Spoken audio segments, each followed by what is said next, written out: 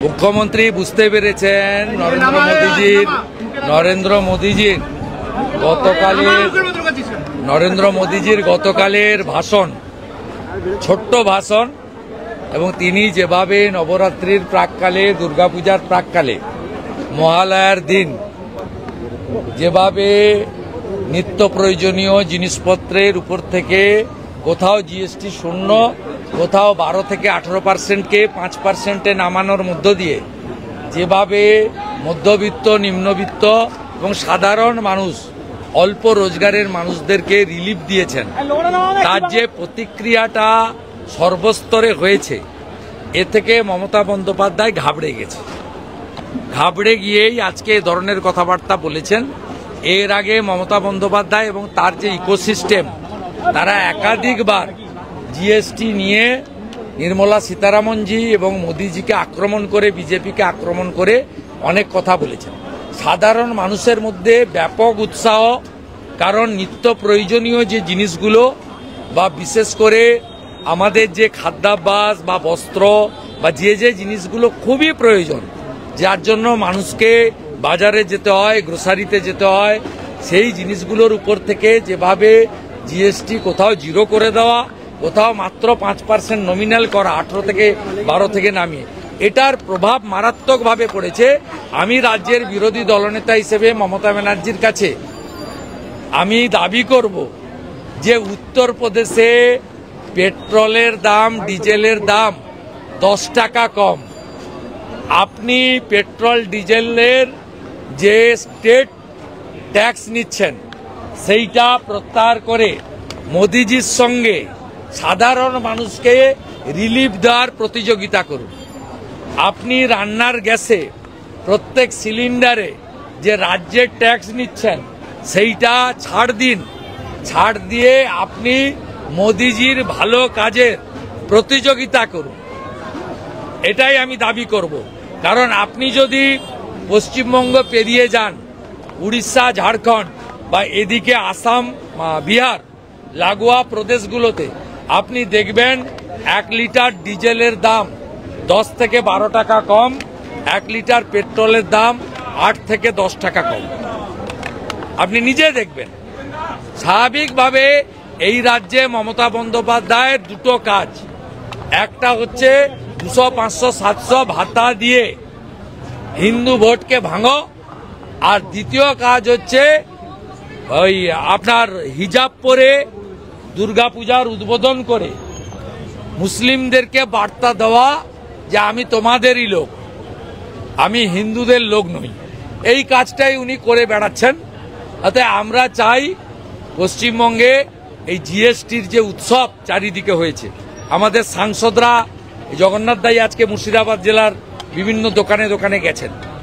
দোকানে ক্রেতা বিক্রেতার মধ্যে যে প্রভাব, এর জন্য মমতা ব্যানার্জি ঘাবড়ে গিয়ে আজকে এই ধরনের কথা বলছেন।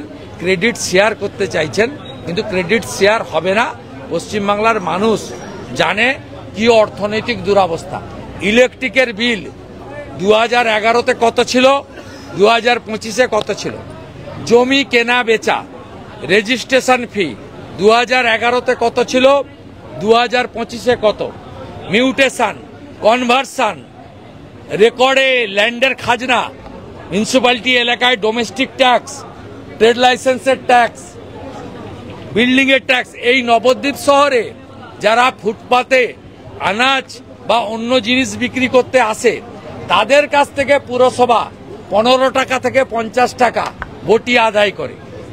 এই টোটোগুলোকে লাইসেন্স দিতে পারেনি, অথচ তাদের কাছ থেকে 50 থেকে 200 টাকা তাদের কাছ থেকে ডেইলি ট্যাক্স আদায় করে। প্রত্যেককে জিজ্ঞেস করুন, ছোট দোকানদারকে জিজ্ঞেস করুন। এই বিমান সাহারা 2010 সালে এসেছে ক্ষমতায়, তার আগে ট্রেড লাইসেন্সে 100 টাকা 200 টাকা ডেভেলপমেন্ট ফি ছিল। 20,000 টাকা মিনিমাম সব দোকান থেকে নেয়, আরো বেশি আছে, 1.5 লাখ 2 লাখ 5 লাখও আছে, বড় বড় দোকান, হোটেল, এই সব জায়গা। এরা কি করেছে, এরা 28 টাকার মদের পাউচটা মমতা ব্যানার্জি ধরিয়ে দিয়েছে।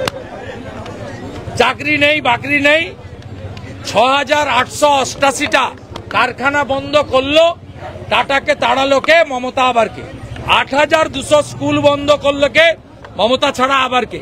এই নবদ্বীপ শহরে প্রভু শ্রী চৈতন্য দেবের জায়গা, এখানে একটা মদের দোকান ছিল, এখন 20টা মদের দোকান।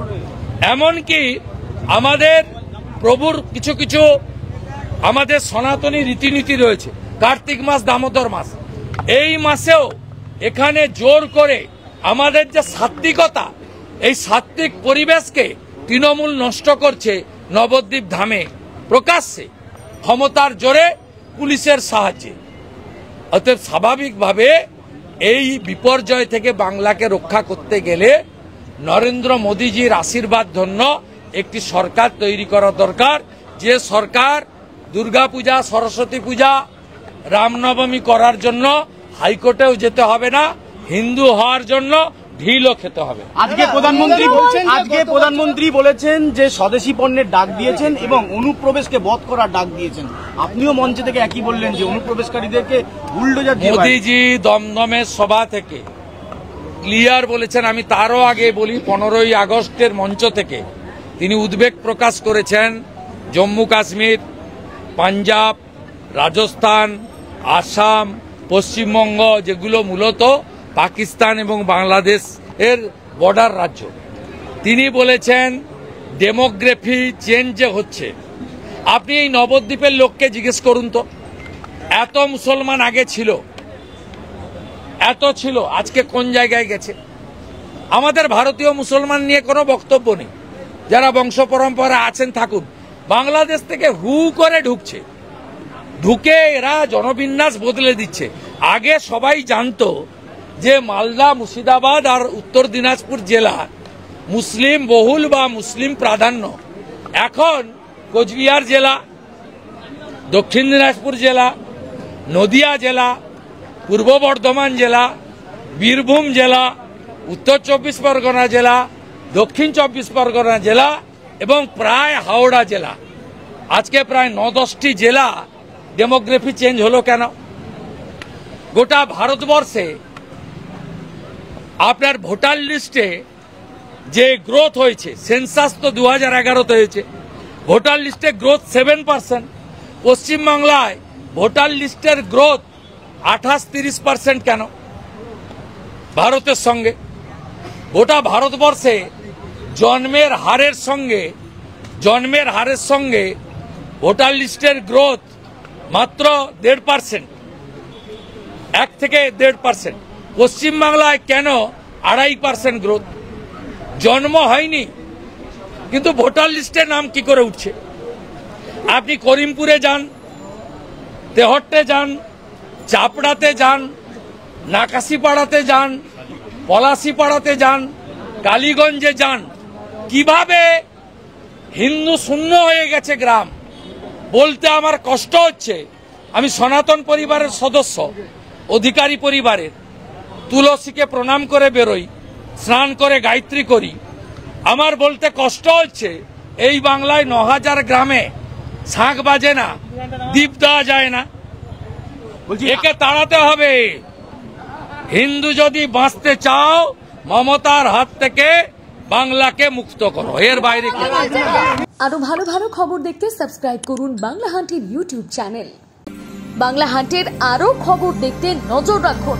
বাংলা খবর মানেই বাংলা হান্ট।